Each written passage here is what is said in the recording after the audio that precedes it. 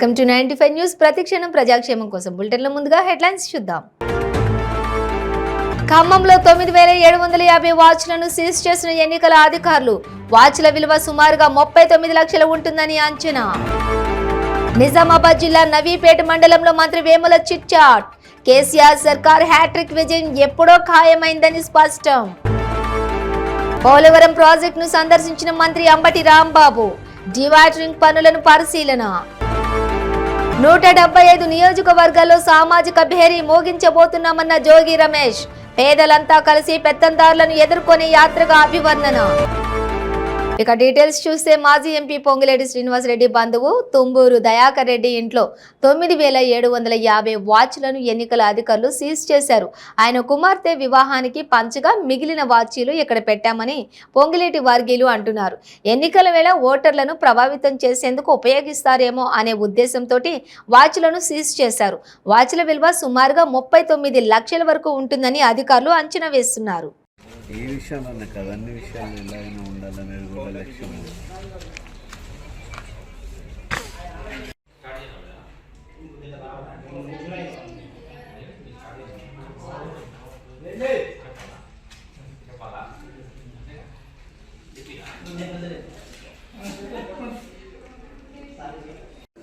కేఆర్ఓ గారు ఏదో పని ఉంటే ఏదో పనికి వచ్చింది.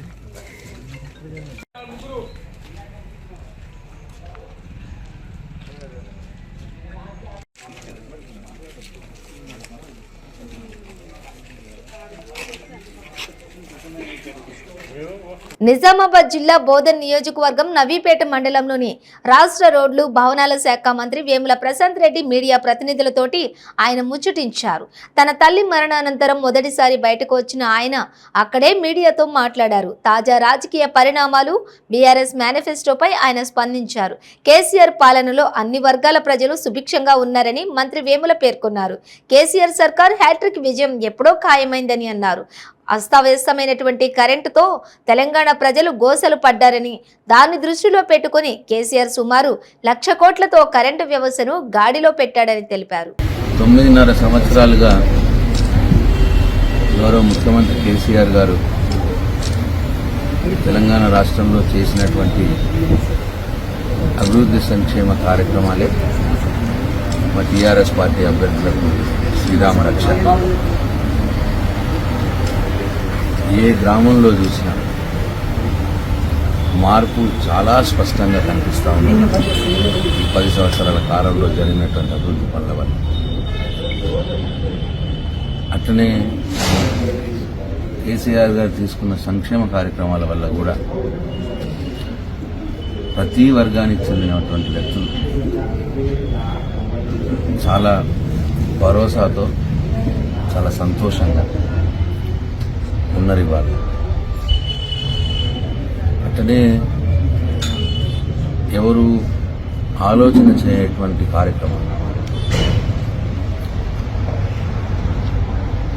ఈరోజు 1,00,000 కోట్ల రూపాయలు ఖర్చు పెట్టి దాదాపుగా తెలంగాణలో ఉన్నటువంటి అస్తవ్యస్త కరెంటును బ్రహ్మాండంగా ఇవాళ కరెంటు సరఫరా చేసుకున్నాం. అట్లనే 40,000 కోట్ల రూపాయలు ఖర్చు చేసి తెలంగాణలో ఉన్నటువంటి తాగునీటి సమస్యను తీర్చింది కేసీఆర్. ఇవాళ ప్రతి ఇంటి దగ్గర నల్లాబెట్టి మరి గోదావరి నీళ్లు, ఫిల్టర్ చేసినటువంటి గోదావరి నీళ్లు నా అక్కా చెల్లెలకు ఇబ్బంది లేకుండా ఇంట్లోనే ఇస్తా ఉన్నారు కేసీఆర్. అట్లనే రైతుల కోసం ఎవరు కూడా ఊహించినటువంటి కార్యక్రమం. ప్రపంచంలోనే ఇవాళ రైతు బంధు లాంటి పథకం ప్రపంచంలోనే ద బెస్ట్ డైరెక్ట్ డీబీటీ పథకం అని చెప్పి మరి వాళ్ళ వ్యవసాయ శాస్త్రవేత్తలే, వాళ్ళ ఎకనామిక్ ఆర్థిక శాస్త్రవేత్తలు కూడా ఇవాళ చెప్తా ఉన్నారు. రైతుకు కడుపు నిండా కరెంటు, పెట్టుబడికి 10,000 రూపాయలు ఎకరానికి.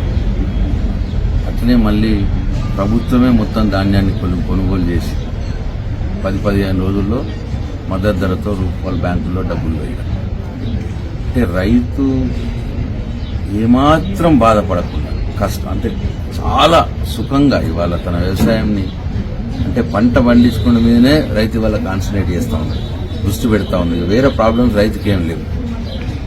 కరెంటు, నీళ్లు, పంట కొనుగోలు, పెట్టుబడి అన్నీ కూడా కేసీఆర్ చూస్తారు. రైతు చేయాల్సిందల్లా ఏంటి? మంచి పంట పండించుకోవాలి, దిగుబడి తెచ్చుకోవాలి, సంతోషంగా ఉండాలి.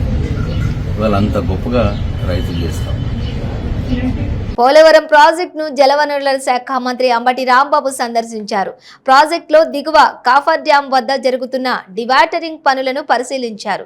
అనంతరం ఎగువ దిగువ కాఫర్ డ్యాంల మధ్య ఉన్న సీఫేజ్ నీటిని మరల్చేందుకు నిర్మాణం చేస్తున్నటువంటి కాలువల పనులను సైతం అంబటి రాంబాబు పరిశీలించారు. అంబటి వెంట సిఈ సుధాకర్ బాబు, ఎస్ఈ నరసింహమూర్తి ఉన్నారు.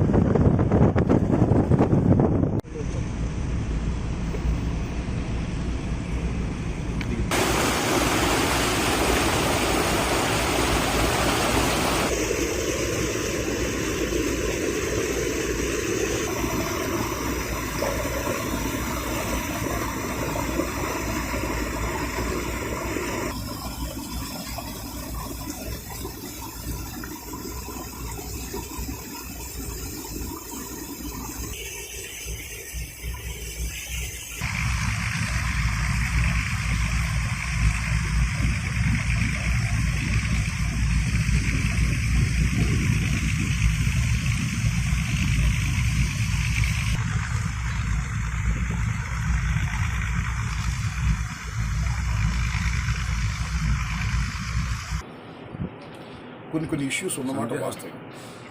ఆ ఇష్యూస్ అన్నీ కూడా స్లోగా సెటిల్ ది ఇష్యూస్.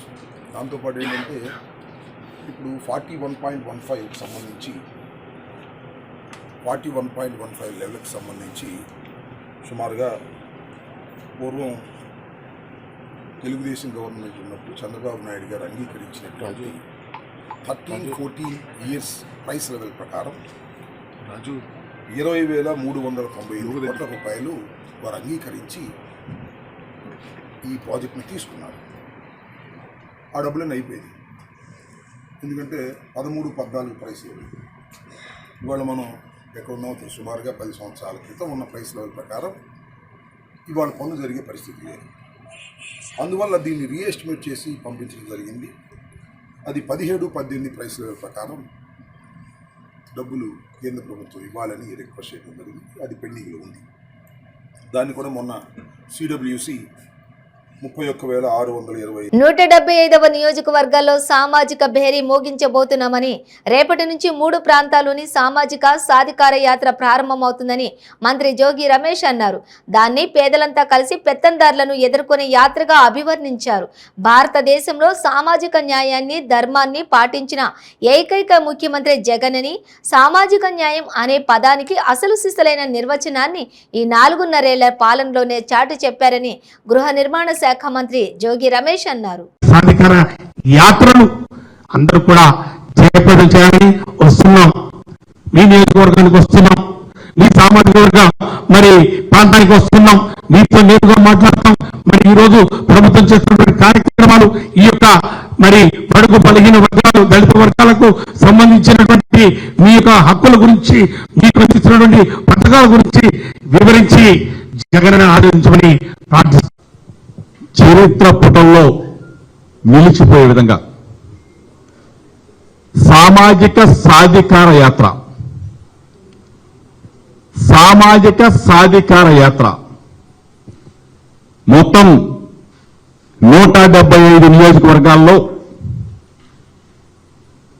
3 దశల్లో సామాజిక న్యాయం ఏ విధంగా భారతదేశంలో ఆంధ్రప్రదేశ్ రాష్ట్రంలో మొట్టమొదటిగా జగన్మోహన్ రెడ్డి గారి నాయకత్వంలో సామాజిక న్యాయం అనే పదానికి న్యాయం చేకూరిందో ఆ న్యాయాన్ని ప్రజల ముంగిటికి తీసుకెళ్లే విధంగా అందరం కూడా కలిసి ప్రజల గొంతు అంటే అందరూ నాయకులు కూడా ముక్త కంఠంతో ప్రజలకి సామాజిక న్యాయం ఏ విధంగా రాజకీయంగా, ఆర్థికంగా, ఆరోగ్యపరంగా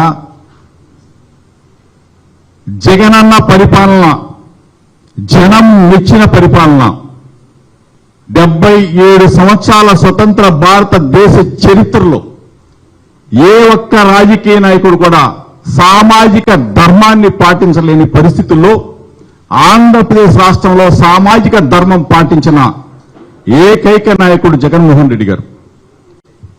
ఆయన నాయకత్వాన్ని పటిష్టపరుస్తూ బీసీ, ఎస్సీ, ఎస్టీ, మైనార్టీలు మొత్తం కూడా ఒక్క తాటి మీదకి వచ్చి ఈరోజు జరిగే యుద్ధం, పేదలకి పెత్తందారులకి జరిగే యుద్ధంలో అందరం కూడా గొంతు కలిపి ఏకమై జగనన్నకి అండగా ఉండే విధంగా సామాజిక న్యాయాన్ని మనకి చేసి చూపించిన జగనన్న ఆ రోజు తెలుగుదేశం పార్టీ,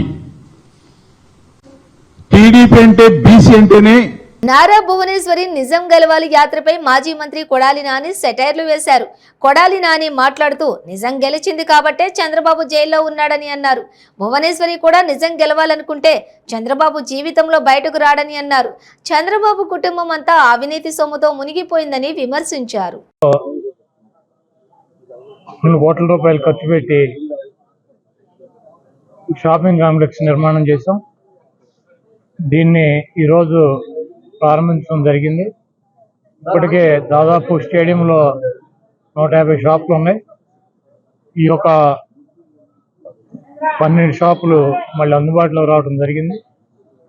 ఈ స్టేడియం ద్వారా పిల్లలకి క్రీడలు ప్రోత్సహించాలని చెప్పి, అదేవిధంగా గవర్నమెంట్కి బడ్జెట్ ఉండకూడదని చెప్పి అప్పట్లో ఎన్టీ రామారావు గారు ఎమ్మెల్యేగా, ముఖ్యమంత్రిగా ఉండగా ఈ నిర్మాణం చేపట్టారు. ఈ స్టేడియంకి ప్రభుత్వం నుంచి నిధులు పెద్దగా రావు.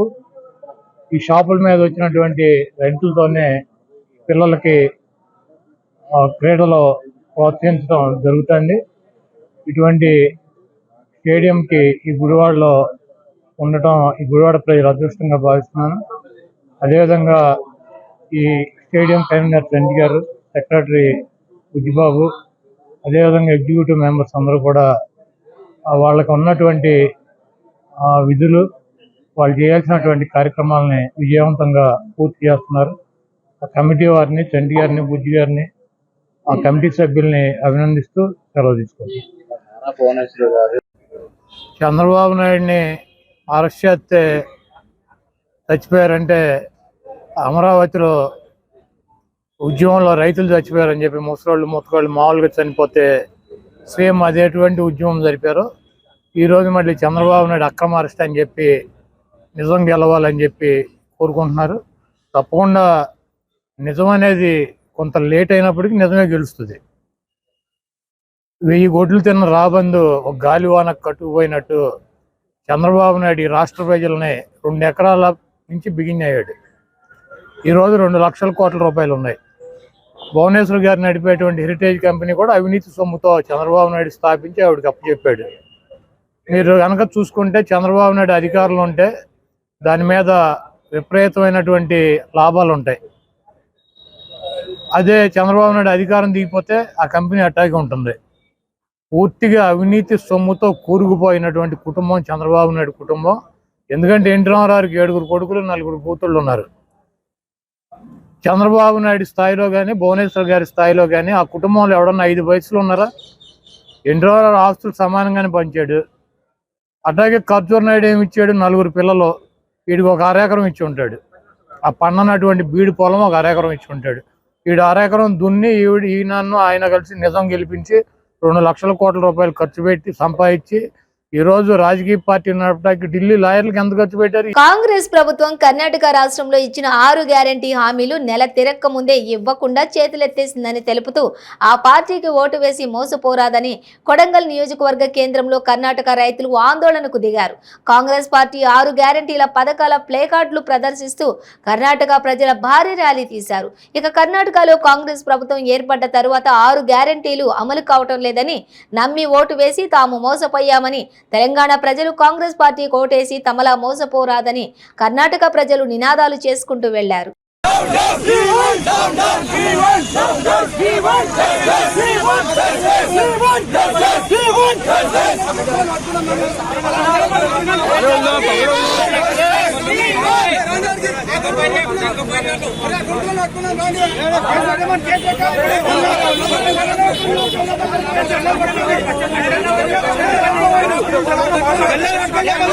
కర్ణాటకలో ఇచ్చిన హామీలకు ఒక్క పని చేసినారు. చెప్తున్నాము, కర్ణాటకలో ఏ పని చేసినారు కాంగ్రెస్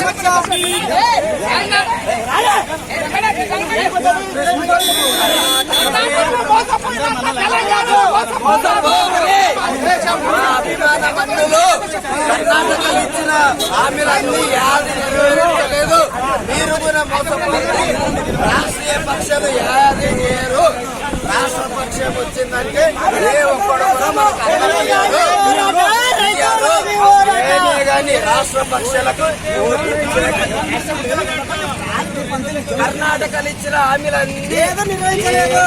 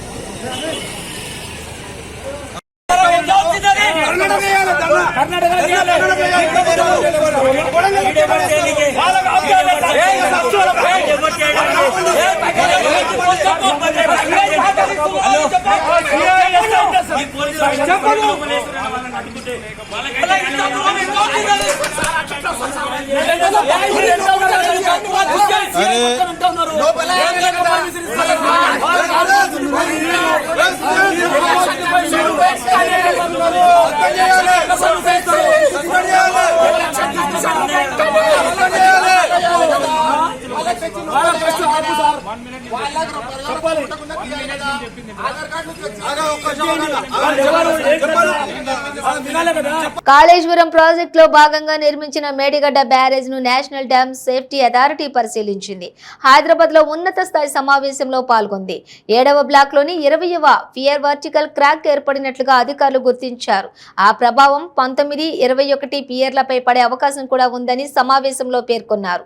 రిపేర్ చేయడానికి 6 నెలలు పట్టే అవకాశం ఉండడంతో నీటిని దారి మళ్లించడానికి కాపర్ నిర్మాణం, 7వ బ్లాక్ లో నీటిని తీసివేయడానికి మెయిన్ కింద నిర్మాణం చేయాలని చెప్పి బృందం అంతా కూడా ప్రాథమిక అంచనా వేసినట్లుగా సమాచారం.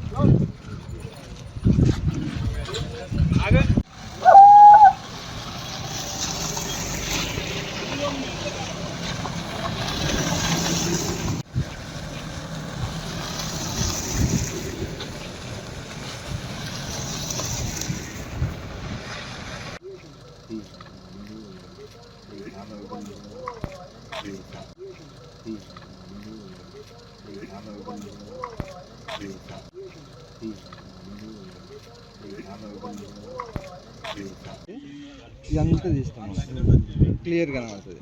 మన లైట్లు ఏం చేసుకుంటాం అంటే మనకి ఎంతవరకు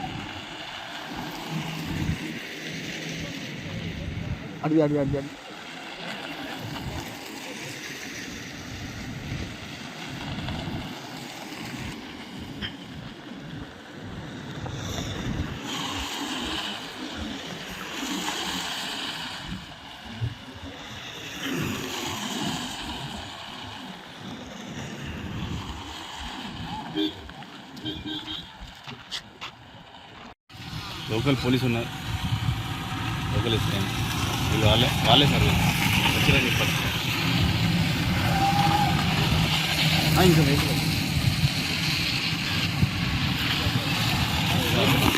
అదే కదా లోపలికి వాళ్ళే.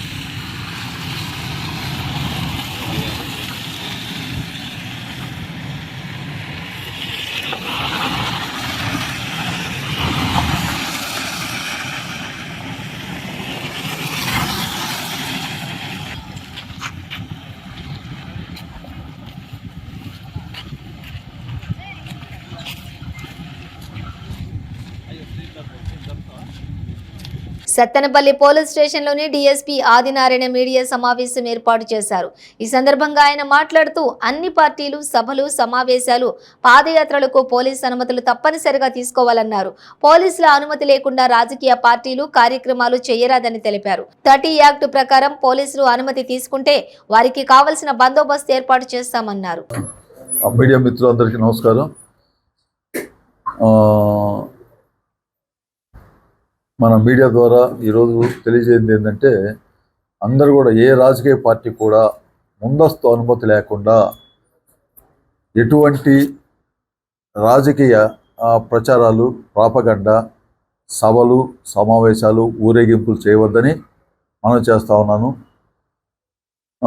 30 పోలీస్ యాక్ట్ వైలేషనే కాదు, ఇది ప్రజాశాంతికి భంగకరం కాబట్టి అన్ని రాజకీయ పార్టీలు దయ ఉంచి ముందస్తు అనుమతి తీసుకోవాలని కోరుతున్నాం. వాళ్ళు ఏ ప్రాంతంలో సభలు సమావేశాలు కానీ ఊరేగింపులు కానీ నిర్వహించాలనుకుంటే వాళ్ళు తప్పకుండా ముందస్తు అనుమతి తీసుకోవాలని కోరుతున్నాం. అలాగే ట్రావెలర్స్ కూడా చెబుతున్నాము. అన్నీ ఈ కార్ ట్రావెలర్స్ ఉన్నాయి. వాళ్ళెవరు కూడా మీరు ఏ రాజకీయ పార్టీ వారు మిమ్మల్ని కోరినా కూడా మీరు పోలీసు అనుమతి ఉందా లేదా, ఆ సమావేశానికి కానీ ఊరేగింపుకు కానీ ఆ సభలకు కానీ పోలీసు అనుమతి ఉంటేనే మీ ట్రావెలర్స్ నుంచి రాజకీయ పార్టీల వారికి వాహనాలు ఏర్పాటు చేయాలి. పోలీసు అనుమతి లేనప్పుడు మీరు వాహనాలు ఏర్పాటు చేసినట్టయితే వాటిని కానీ స్వాధీనం చేసుకుంటే మీరు నష్టపోతారు. కాబట్టి మీరు తప్పకుండా పోలీసు అనుమతి ఉన్న సభలు, సమావేశాలు, ఊరేగింపులు మాత్రమే మీరు వాహనాలు ఏర్పాటు చేయాలని మనం చేస్తున్నాం. అలాగే ఈ సభలు, సమావేశాలు, ఊరేగింపులు పోలీస్ పర్మిషన్ ఇచ్చినట్టయితే 30 పోలీస్ యాక్ట్ కింద వాటిల్లో ఎటువంటి పరిస్థితుల్లో కూడా బాణాసంచ ఫైర్ క్రాకర్స్ ఎటువంటి పరిస్థితుల్లో కూడా పేల్చకూడదు. కాబట్టి ఈ సభలు, సమావేశాలు, రాజకీయ సమావేశాలు కానీ, రాజకీయ ఊరేగింపులు కానీ, రాజకీయ సభలకు కానీ అన్ని ఫైర్ క్రాకర్స్ వ్యాపారస్తులు మనం చేస్తున్నాము. దయవుంచి మీరు వానికి బాణాసంచ సామాగ్రిని ఇవ్వవద్దని కోరుతున్నాము. కాబట్టి ఈ నిబంధనలు అందరూ గమనించి పోలీసు వారికి సహకరించాలని కోరుతున్నాం. బులెటిన్ ముగించే ముందు హెడ్లైన్స్ మరోసారి. ఖమ్మంలో 9,750 వాచ్లను సీజ్ చేసిన ఎన్నికల అధికారులు. వాచ్ల విలువ సుమారుగా 39 లక్షలు ఉంటుందని అంచనా. నిజామాబాద్ జిల్లా నవీపేట మండలంలో మంత్రి వేముల చిట్ చాట్. కేసీఆర్ సర్కార్ హ్యాట్రిక్ విజయం ఎప్పుడో ఖాయమైందని స్పష్టం. పోలవరం ప్రాజెక్టును సందర్శించిన మంత్రి అంబటి రాంబాబు. డివాటరింగ్ పనులను పరిశీలన. 175 నియోజకవర్గాల్లో సామాజిక భేరీ మోగించబోతున్నామన్న జోగి రమేష్. పేదలంతా కలిసి పెత్తందారులను ఎదుర్కొనే యాత్రగా అభివర్ణన. ఏవీ బులెటిన్ డీటెయిల్స్ చూస్తూనే ఉండండి 95 న్యూస్.